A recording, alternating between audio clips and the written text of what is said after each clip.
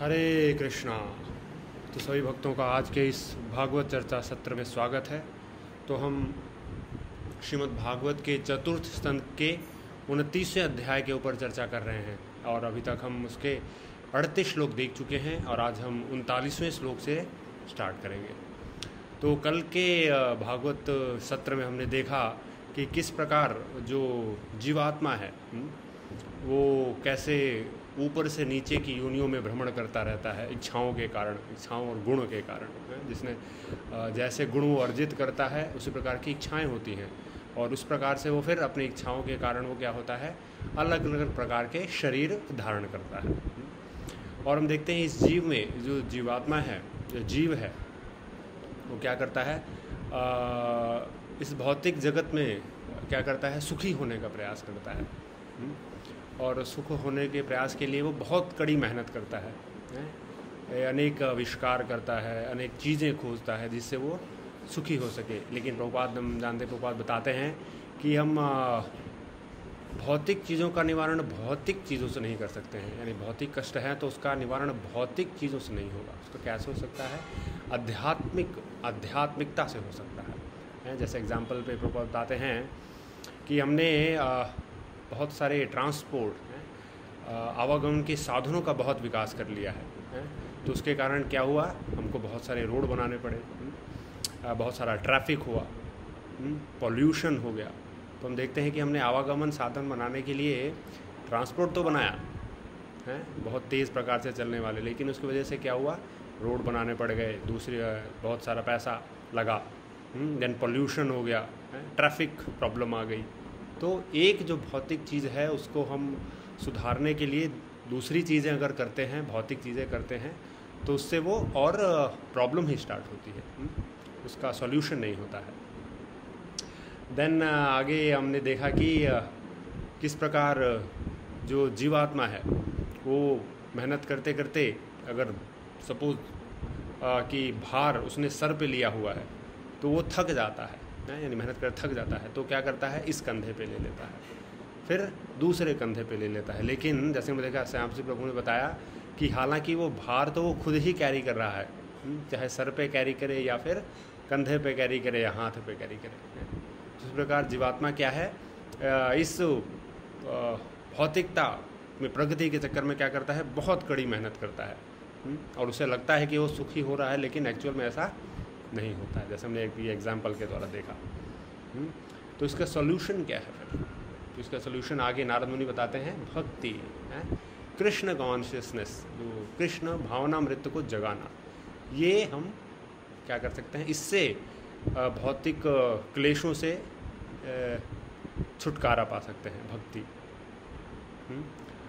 जैसे एक और एग्जाम्पल बताया था श्याम सिंह प्रभु ने हमको कि जो हम स्वप्न देखते हैं, जैसे हमने कोई खराब स्वप्न देखा है तो खराब स्वप्न का जो निवारण है वो अच्छे स्वप्न द्वारा नहीं हो सकता है। कैसे होगा, बुरे स्वप्न में हम काफ़ी डर जाते हैं। जैसे प्रभुपाद बताते हैं एक बार कि स्वप्न में हम कभी देखते हैं कि हमारा जो है वो सर कट गया है और सर नीचे ज़मीन पे गिरा हुआ है। तो हालांकि ऐसा नहीं है, लेकिन क्या है, हम स्वप्न देखते हैं। अगर सर कट जाता है तो हम कैसे अपना सर देख सकते हैं, तो बहुत डर जाते हैं। कभी देखते हैं कि हमको कोई शेर पकड़ रहा है, कभी भूत देखते हैं, बहुत डर जाते हैं। देन इसका निवारण ये नहीं कि हम दूसरा अच्छा सपना देखें या फिर मैं राजा बन गया हूँ, बहुत सारे सेवक हैं, ये इसका निवारण नहीं है। इसका निवारण क्या है, हमको नींद से जागना होगा। जीव जागो जीव जागो गोरा चांद्र बोले, जैसा श्याम सिंह प्रभु ने हमको बताया था। चंद्रमोहन क्या बोल रहे हैं, जीव जागो, इस निद्रा से जागो, इस स्वप्न से जागो, बताते हैं। देन ओनली रेमेडी क्या है, ओनली भगवान कृष्ण की शरणागति लेना। तो यहाँ तक हमने देखा। देन अभी हम आगे 39वें श्लोक से स्टार्ट करेंगे। तो मंगलाचरण से शुरुआत करेंगे पहले। ओम अज्ञानतिमिरन्धस्य ज्ञानाञ्जनशलाकया चक्षुरुन्मिलितं येन तस्मै श्रीगुरवे नमः। श्रीचैतन्यं मनोभीष्टं स्थापितं येन भूतले स्वयं रूपः कदा मह्यं ददाति स्वपदान्तिकं वन्देऽहं श्रीगुरो श्रीयुतपदकमलं श्रीगुरून् वैष्णवांश्च श्रीरूपं साग्रजातां सहगण रघुनाथान्वितं तं सजीवं साद्वैतं सावधूतं परिजनसहितं कृष्णचैतन्यदेवं श्रीराधाकृष्णपादान् सहगण ललिता श्रीविशाखान्वितां च नमो विष्णुपादाय कृष्णप्रेष्ठाय भूतले श्रीमते भक्तिवेदान्तस्वामिनिते नामिने। नमस्ते सारस्वते देवे गौरवाणी प्रचारिणे निर्विशेषशून्यवादी पाश्चात्यदेशतारिणे। जय श्री कृष्ण चैतन्य प्रभु नित्यानंद श्री अद्वैत गदाधर श्रीवासादि गौर भक्तवृंद।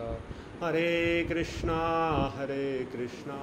कृष्णा कृष्णा हरे हरे, हरे राम राम राम हरे हरे। हरे कृष्णा कृष्णा कृष्णा हरे हरे, हरे राम राम राम हरे हरे। हरे कृष्णा कृष्णा कृष्णा हरे हरे, हरे राम राम राम हरे हरे। यत्कृपातमहं वन्दे श्रीगुरुं।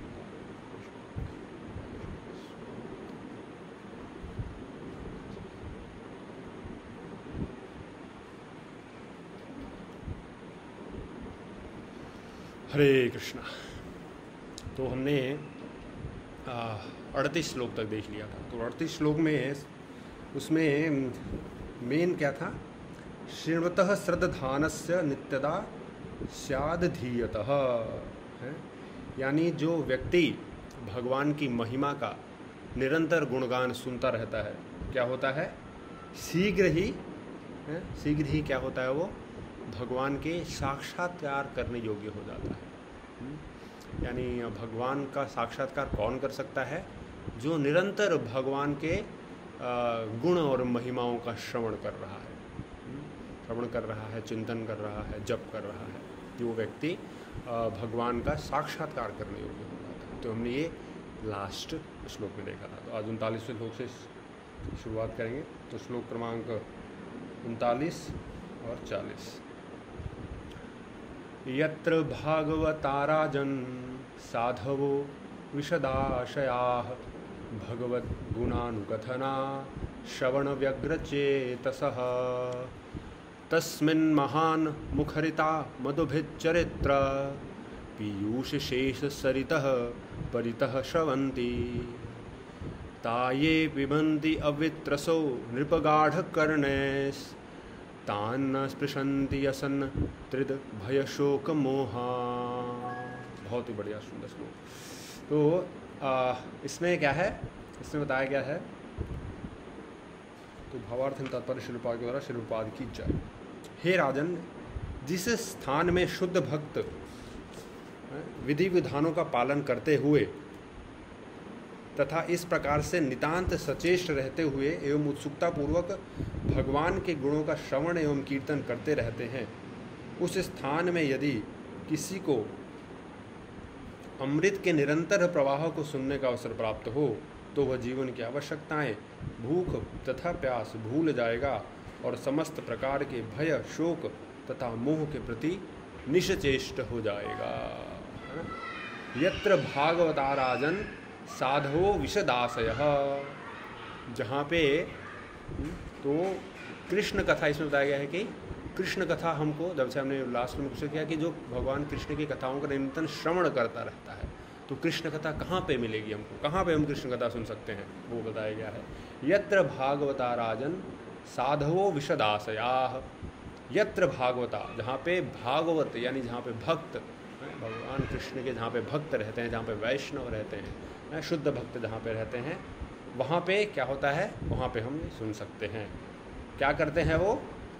भगवत गुणानुकथन श्रवण व्यग्र चेतसः, वो क्या करते हैं, भगवत गुणानुकथन, वो भगवान के गुणों का, वो भगवान के नाम रूप गुण लीलाओं का क्या करते हैं, कथन करते रहते हैं, वो कथाएं करते रहते हैं। वो कैसे, देन श्रवण व्यग्र चेतसः, कथाएं तो करते ही और साथ में क्या करते हैं, श्रवण व्यग्र चेतसः, श्रवण यानी सुनते हैं, व्यग्र चेतसः ये ज़्यादा इम्पोर्टेंट है, व्यग्र चेतसः यानी क्या कहते हैं, बहुत ही उत्सुकता के साथ, ईगरनेस के साथ वो भगवान का श्रवण करते, भगवान की कथाओं का श्रवण करते रहते हैं।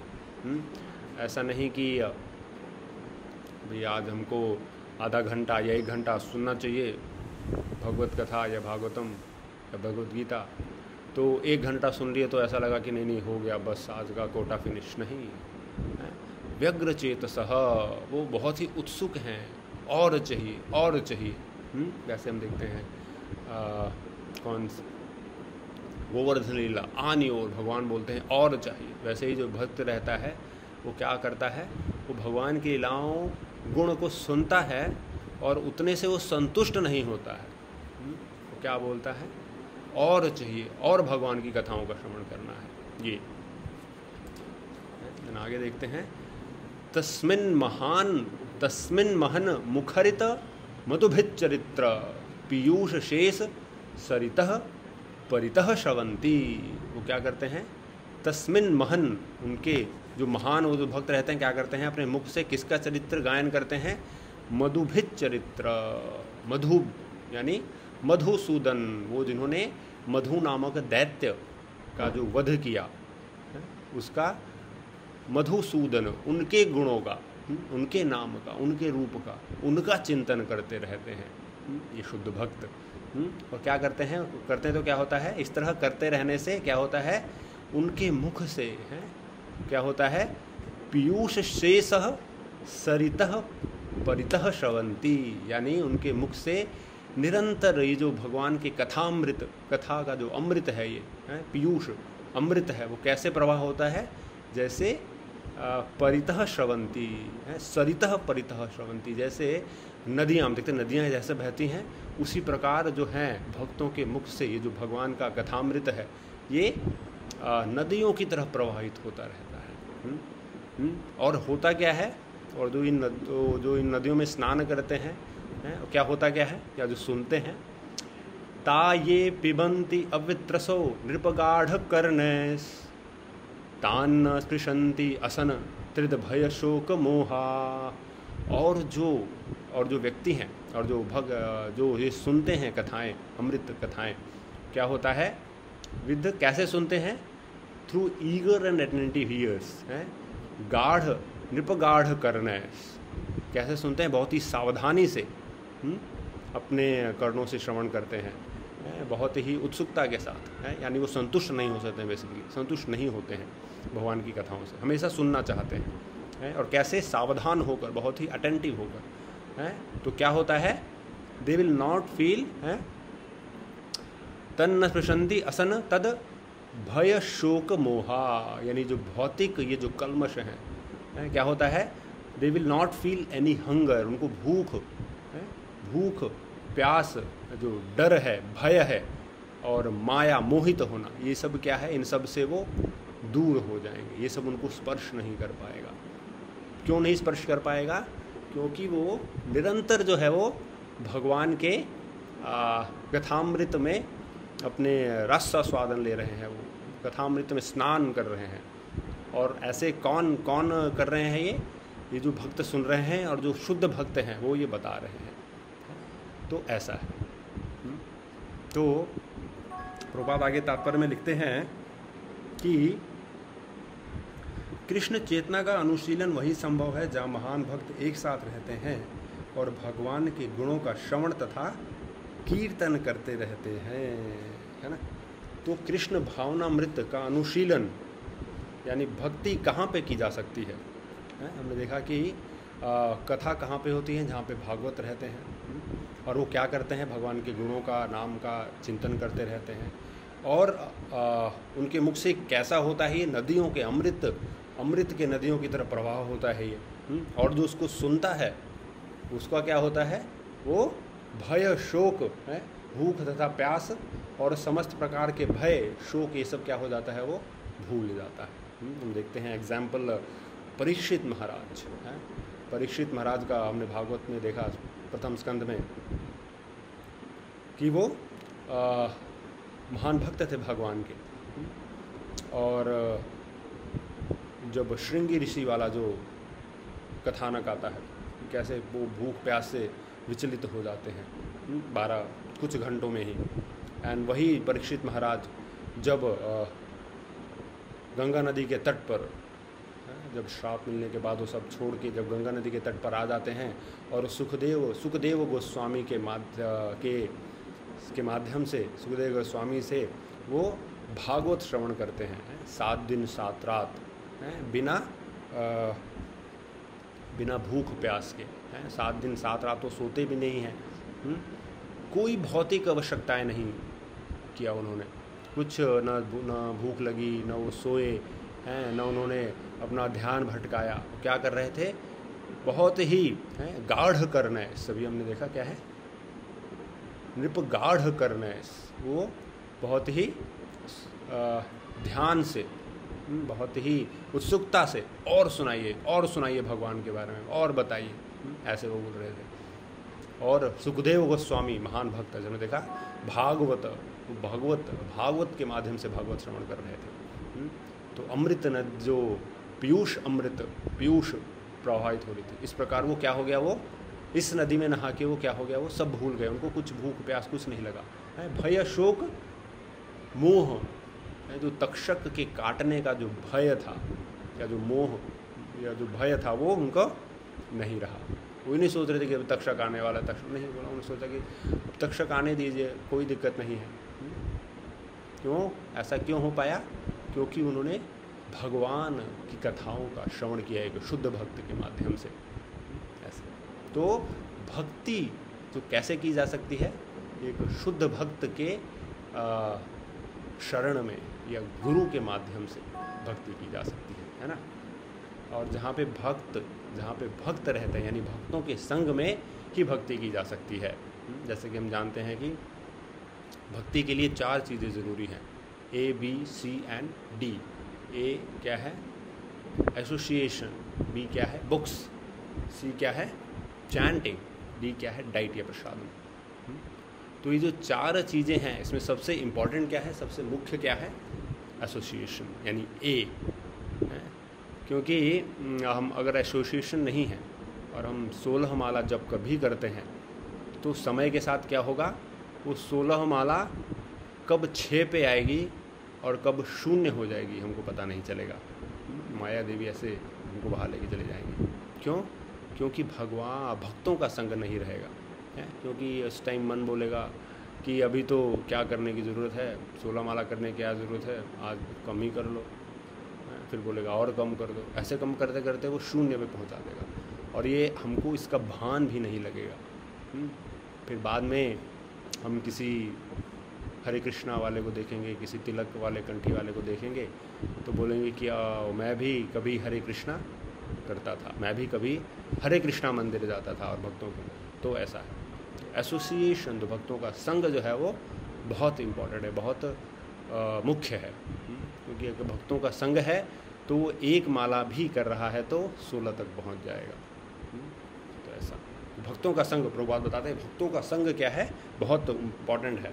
और भक्ति जो है वो भक्तों के संग के माध्यम से ही की जा सकती है। और ऐसा करने से होगा क्या, बेसिकली भगवान के नाम रूप गुण लीलाओं का सुनने से होगा क्या, हम देहात्म बुद्धि के स्तर से ऊपर उठ सकते हैं। देहात्म बुद्धि क्या है, यानी देह आत्म, यानी देह को आत्म, खुद मानना, खुद को शरीर मानना और शरीर से संबंधित सभी चीज़ों को अपना मानना। तो ये है देहात्म बुद्धि, जिसमें हम देह के स्तर पे कार्य करते हैं। ये मेरा शरीर है, ये मेरा घर है, ये मेरा परिवार है, मेरा देश है। ये सब क्या है, ये शारीरिक स्तर पे है। आज हम भारत में जन्म है तो जय भारत कह रहे हैं, कल को अमेरिका में जन्म होगा तो जय अमेरिका कहेंगे। तो ये देहात्म स्तर पे है। तो लेकिन हम ये देह नहीं है, जैसा कि भगवद गीता के प्रारंभ में ही जो भगवान कृष्ण हैं वो अर्जुन को यही बताते हैं कि हम क्या हैं, हे अर्जुन, हम देह नहीं हैं, वी आर नॉट बॉडीज। हम क्या हैं, हम आत्मा हैं, सच्चिदानंद आत्मा। तो ऐसा, तो देहात्म स्तर का अर्थ है कि हम देह के स्तर पर कार्य हैं। तो भक्ति में जब आते हैं, जैसे भगवान कृष्ण ने अर्जुन का देहात्म बुद्धि दूर किया कि हम क्या है, आत्मा है, उसी प्रकार भक्ति में आने से व्यक्ति क्या है, समझ जाता है कि वो देह नहीं है, वो क्या है, आत्मा है। और आत्मा के स्तर पे सारे जीव क्या हैं, ममे वांसु जीव लोके जीव भूत सनातना, सब भगवान के अंश हैं। और जितने भी जीवात्मा हैं क्या है, आपस में रिलेटेड हैं, भगवान के उनके अंश हैं, भगवान परमपिता हैं। भगवान परमपिता है, हम उनके बच्चे हैं। तो जितने भी जीवात्मा हैं सब क्या हैं, एक हैं, सब एक दूसरे से रिलेटेड हैं, सब भाई, या सब क्या कह सकते हैं हम, श्लोक आता है वो कि जिसमें पूरा विश्व है क्या है, वो एक है। इस प्रकार जो भक्ति में आने के बाद क्या होता है, सब जो है हम आत्मा के स्तर पे देखते हैं, देह के स्तर पे नहीं देखते। ऐसा, तो ऐसा सुनने से होता क्या है, ये देहात्म स्तर से ऊपर उठ जाता है व्यक्ति। देन प्रभुपाद एक एग्जाम्पल देते हैं इसमें कि एक व्यापारी का एग्जाम्पल देते हैं कि जैसे एक व्यापारी जो है वो एक अपने व्यापार के लिए बहुत ही वो उत्सुक रहता है, अपने व्यापार करने के लिए वो बहुत ही तत्पर रहता है कि मुझे यहाँ पे ज़्यादा फ़ायदा मिलेगा, मैं अपना माल यहाँ पे सप्लाई करता हूँ, यहाँ पे मुझे ज़्यादा प्रॉफिट होगा, यहाँ पे भेज देता हूँ, यहाँ पे ज़्यादा डिमांड है इसकी। तो ऐसे वो सोचता है कि वो कैसे प्रॉफिट कमाए, एक व्यापारी। दूसरी प्रकार एक जो भक्त रहता है वो क्या सोचता है, वो भक्तों के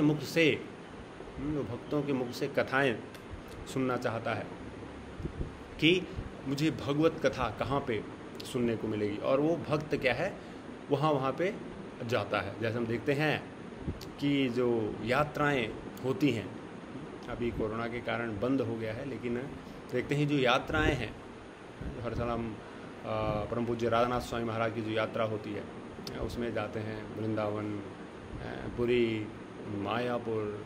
तो ये सब क्या है, किस लिए है, ये शुद्ध भक्तों का संग प्राप्त करने के लिए। तो वहाँ पे जाने से क्या होगा वो कि जैसे हम सुनते हैं कि वहाँ पे जाने से क्या होता है, हमारी आध्यात्मिक चेतना जागृत होती है, क्योंकि हम वहाँ पे भक्तों के एक साथ 6-6, 7-7 हज़ार डिवोटीज जाते हैं, महाराज रहते हैं साथ में। तो जब महाराज के मुख से हम कथाओं का श्रवण करते हैं, जैसे अभी हमने देखा इस श्लोक में, तस्मिन् महन मुखारित मधुहित चरित्र पीयूष शेष सरितः परितः श्रवंती। तो जब हम महाराज के मुख से जब सुनते हैं कथाएं कृष्ण की, भगवान की, तो क्या होता है, भय शोक ये सब क्या होता है, उस क्षण के लिए तो हम भूल जाते हैं, लेकिन जैसे ही पंडाल से बाहर आते हैं फिर वापस हम भूल जाते हैं। तो ऐसा है। लेकिन हम कॉन्टिन्यूसली, हम कांस्टेंट अगर भगवान की कथाओं का श्रवण करते रहें शुद्ध भक्तों के माध्यम से, तो हम निश्चय ही हम इस देहात्म स्तर से ऊपर निकल सकते हैं।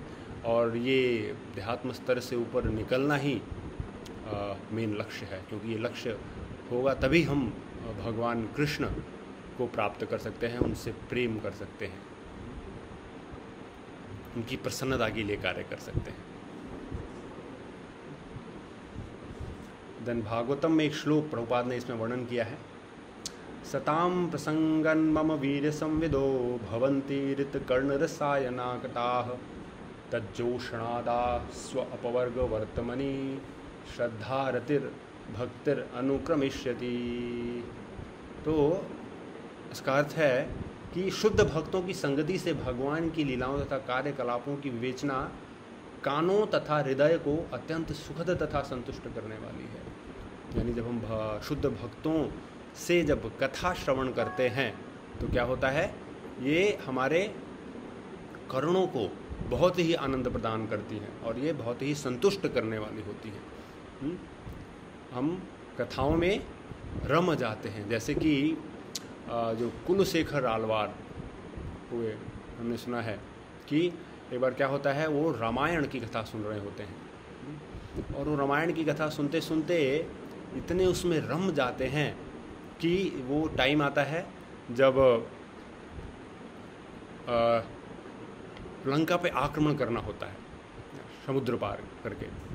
तो वो इतने रम जाते हैं कि उस टाइम ये प्रसंग चल रहा होता है कि अभी हमको समुद्र पार करना है। तो ये सब जब सुनते हैं कुलशेखर आलवार तो सोचते हैं कि सेना को तैयार करते हैं, बोले चलो अभी हम लंका पे आक्रमण करेंगे।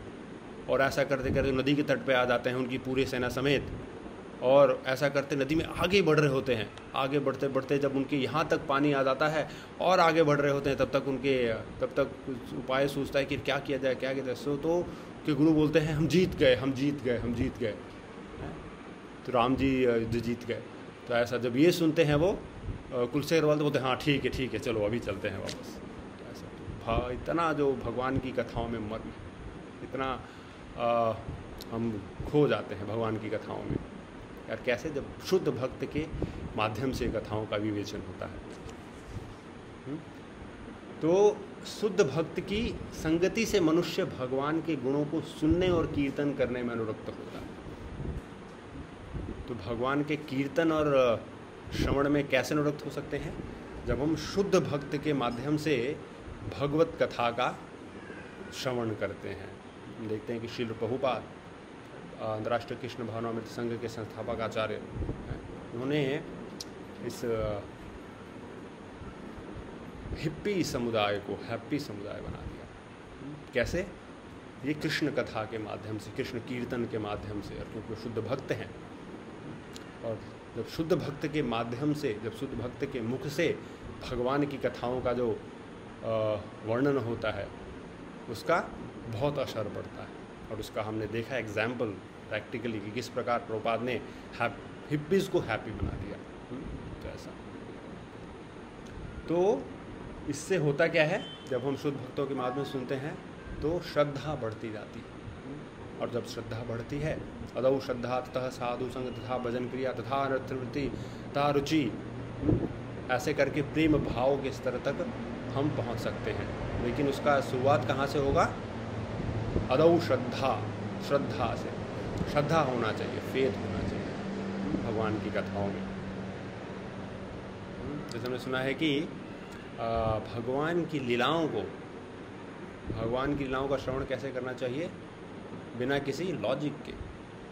भगवान की कथाओं का बिना लॉजिक के श्रवण करना चाहिए। कैसे? क्योंकि लॉजिक नहीं लगा सकते हैं। जैसे हम लगाएं लॉजिक, किस प्रकार जो भगवान कृष्ण ने अपने बाएं हाथ की कानी उंगली के नख के ऊपर गोवर्धन धारण किया। लॉजिक नहीं लगा सकते हम। कैसे हो सकता है? बहुत मुश्किल है, दिमाग चकरा जाएगा। तो लेकिन जब तत्व को समझते हैं तो हमको दिमाग लगाना चाहिए। सिद्धांत जानिह ना करह आलस। सिद्धांत को जानने में कभी आलस नहीं करना चाहिए, क्योंकि सिद्धांत ही जब हम सिद्धांत जानेंगे तभी क्या होगा? आने वाले जो समय है, जब कष्ट आएंगे जीवन में, जब जीवन में कष्ट आएंगे तो ये सिद्धांत जब हम जानेंगे तो हम समझ पाएंगे कि ये जो क्या है, सुख दुख हैं, कष्ट हैं, ये क्या है? कुछ समय के लिए हैं, फिर चले जाएंगे। लेकिन जब सिद्धांत नहीं जानेंगे तो क्या होगा? देन हम फिर भगवान को कोसना चालू कर देंगे कि ये मेरे साथ क्यों हो रहा है, मैं तो इतने दिनों से भक्ति कर रहा हूँ, ऐसा नहीं होना चाहिए। भगवान ने मुझे मेरे क्यों दिया, मैं तो इतने सालों से 16 माला जप कर रहा हूँ। तो ऐसा कब होगा? जब हम सिद्धांत नहीं जानेंगे। जब सिद्धांत जानेंगे, जब तत्व जानेंगे, तो फिर ऐसे सवाल मन में नहीं आएंगे, क्योंकि हमको पता रहेगा कि ये जो अभी जो कष्ट हैं ये क्या है, कष्ट चले जाएंगे, फिर आगे अच्छा रहेगा। तो ये सुख दुख, ये जो द्वैत है, जो भौतिक जीवन का ये जो द्वंद्व है, ये परेशान नहीं करेंगे। सुख दुख, मान अपमान, ये सब परेशान नहीं करेंगे।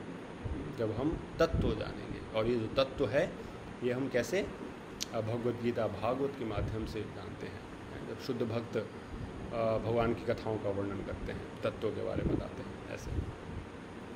और ऐसे तत्व जानने से होता क्या है, जैसे हमने लास्ट श्लोक में इसमें क्या बोला है कि असन्न त्रिद भय शोक मोहा, जो भय शोक और मोह, इससे क्या होता है, इससे हम निवृत्त हो सकते हैं, इससे छूट सकते हैं। जैसे परीक्षित महाराज का हमने उदाहरण देखा।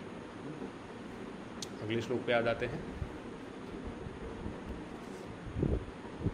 एतैरुपद्रतो नित्यं जीवलोकः स्वभावजय, न करोति हरिर्नूनं कथामृत निधौ रतिम।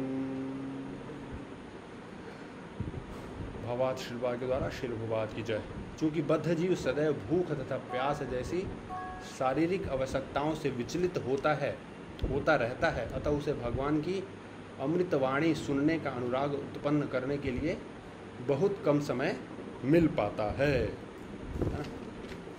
तो इसमें प्रभुपाद हमको बता रहे हैं कि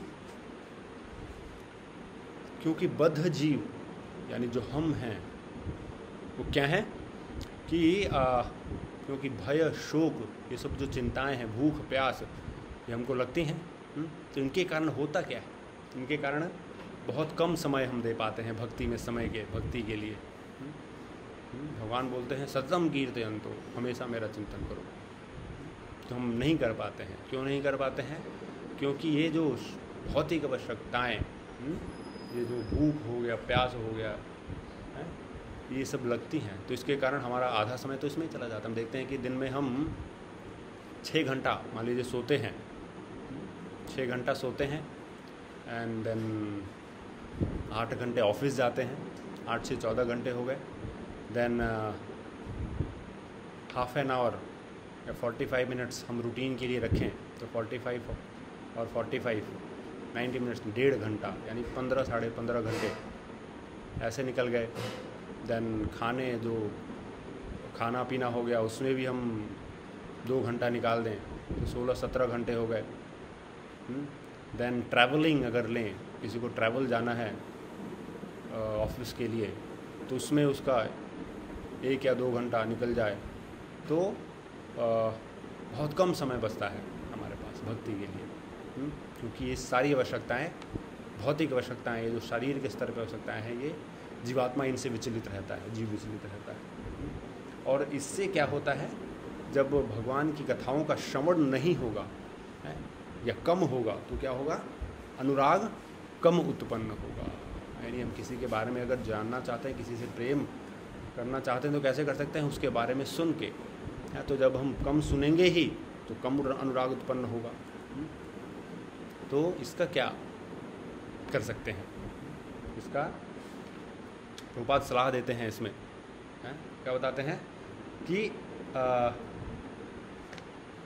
एतैर उपद्रतो नित्यम जीवलोकः स्वभावजय, क्योंकि जो जीव है वो भूख प्यास इन सब से विचलित रहता है, तो इसलिए हमें क्या करना चाहिए, जो भक्ति का अनुशीलन है, यानी भक्ति कैसे करनी चाहिए, भक्तों के संग में करनी चाहिए। जैसे लास्ट लोग में हमने देखा है, निर्जन भजन जो है वो संभव नहीं है। यानी कोई बोले अगर कि मुझे अकेले स्थान में भजन करना है, अकेले, तो वो नहीं कर पाएगा। क्यों नहीं कर पाएगा? क्योंकि वो जो शारीरिक आवश्यकताएं हैं, उसको भूख लग जाएगी जैसे, क्योंकि उस अकेले निर्जन स्थान में रहेगा तो पूरा समय तो भगवान का भजन कर नहीं पाएगा, थक जाएगा, फिर सोचेगा चलो थोड़ा कुछ खाने पीने का विचार आएगा उसको, फिर और कुछ विचार आएगा। ऐसे करते करते क्या होगा, वो भजन से च्युत हो जाएगा, भजन नहीं कर पाएगा निर्जन स्थान में। लेकिन वही अगर भक्तों के संग में है तो देखेगा कि हो ये भक्त भी साथ में कर रहे हैं, ये भक्त भी कर रहे हैं, वो भक्त भी कर रहे हैं, सब कर रहे हैं। और प्रभुपाद ने इतना सुंदर ये जो संस्था हमको दिया है, अंतर्राष्ट्रीय कृष्ण भावनामृत संघ, इसके माध्यम से हम देखें कि हम सुबह से शाम तक, रात तक क्या कर सकते हैं, भक्ति में लगे रह सकते हैं, भगवतमय कार्यों में लगे रह सकते हैं। सुबह 4 बजे उठ के मंगल आरती, देन जप हो गया, देन क्या कहते हैं, भगवत श्रवण हो गया, प्रसाद बनाना हो गया भगवान के लिए, प्रसाद भगवान को ऑफर कब होगा, ऑफर करना हो गया है, देन भगवान का दोपहर का भोग हो गया, मंदिर सफाई हो गई। तो ऐसा प्रभुपाद ने हमको दिया है। शाम को भगवत गीता श्रवण हो गया, देन संध्या आरती हो गई, देन दर्शन आरती, देन रात में शयन आरती। तो ऐसे इतने सारे प्रभुपाद ने हमको प्रोग्राम दिए कि जिनसे हम क्या कर सकते हैं, अपना जो समय है वो पूरा का पूरा समय भक्ति में व्यतीत कर सकते हैं। प्रभुपाद के जो ये सुंदर अंतर्राष्ट्रीय कीर्तन संघ हमको प्रदान किया। तो प्रभुपाद आते हैं इसमें कि इस प्रकार विचलित रहने से कृष्ण चेतना का अनुभव संभव नहीं है। यानी अगर व्यक्ति भूख चेतना से विचलित रहेगा, अगर अकेले निर्जन स्थान में जा रहा है, भूख चेतना से विचलित हो गया, तो फिर भगवान का भजन संभव नहीं है, क्योंकि वो इनसे विचलित हो जाएगा, भगवान पे ध्यान केंद्रित नहीं कर पाएगा। और प्रभुपाद में एग्जाम्पल देते हैं कि जो सहजिया, जो डिवोटी सहजिया भक्त होते हैं, सहजिया यानी जो भक्ति को बहुत ही सहज मानते हैं, इमोशनल, लेकिन भक्ति क्या है, साइंटिफिक है। तो जो सहजिया भक्त हैं वो इसको नहीं समझ पाते हैं, बिकॉज वो इमोशनल हो जाते हैं। तो भगवान को कैसे जान सकते हैं? केवल भक्ति के माध्यम से। आगे के श्लोक में हम देखेंगे।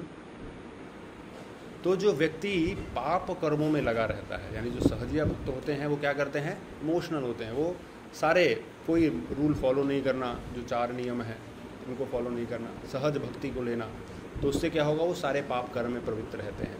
तो ऐसे व्यक्ति जो क्या है, वो भगवत चेतना को जागृत नहीं कर पाएंगे। तो भगवत चेतना को जागृत करने के लिए क्या करना पड़ेगा? भक्तों का संग लेना पड़ेगा, शुद्ध भक्तों का संग लेना पड़ेगा, भगवत उनके मुख से भागवत श्रवण करना पड़ेगा, भगवान की कथाएं श्रवण करनी पड़ेगी।